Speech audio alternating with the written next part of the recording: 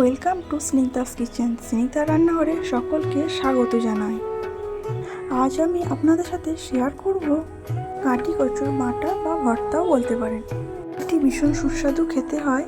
চলুন তাহলে কাটি কচুর বাটা বা ভর্তা রেসিপিটি দেখে নিই। এই রেসিপিটি বানানোর জন্য 500 গ্রাম কাটি কচু নিয়েছি। কচুগুলি এরকম করে কেটে ধুয়ে রেখেছি।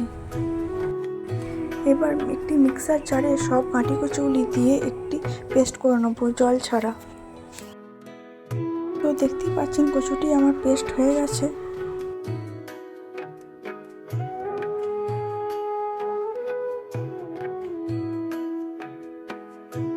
এরপর এতে দিয়ে দেবো 4টে মতো কাঁচা লঙ্কা,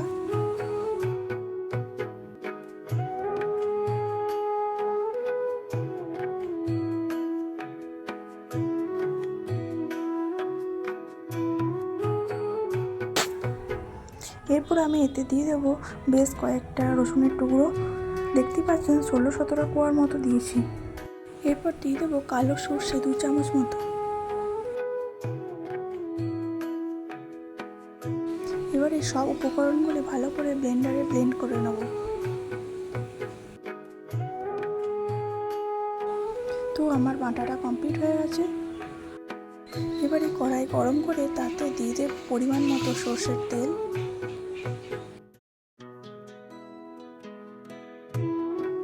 এরপর তেলটি গরম হয়ে এলে তাতে দিয়ে দেবো একটি গোটা শুকনো লঙ্কা আর দেবো 1/2 চামচ মতো কালো জিরে। এবার আমি কাটি কচুর যে পেস্টটা করে রেখেছিলাম সেটা এর মধ্যে দিয়ে দিচ্ছি। সমস্ত কিছু ভালো মতো করে মিশিয়ে নিচ্ছি। এই সময় গ্যাসের ফ্লেমটি মিডিয়ামে রেখে নাড়তে থাকবেন। গ্যাসের ফ্লেমটি মিডিয়ামে রেখে সব কিছু ভালোভাবে নাড়াচাড়া করে মিশিয়ে নিচ্ছি। এরপর এতে 1 চামচ মতো হলুদ গুঁড়ো দেব, স্বাদ মতো নুন, 2 চামচ মতো চিনি দেবো। এরপর ভালো করে উল্টে পাল্টে ভাজতে থাকবো। কচুটি 10 মিনিট ধরে ভাজার পর আঠার মতো হয়ে এসেছে।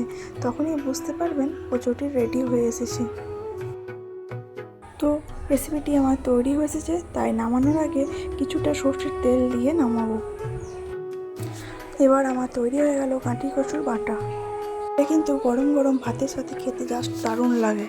অবশ্যই এটা কিন্তু একবার ট্রাই করে দেখতে পারেন। ভিডিওটি যদি আপনার ভালো লেগে থাকে তবে চ্যানেলটি প্লিজ সাবস্ক্রাইব করে একটি লাইক করে দেবেন।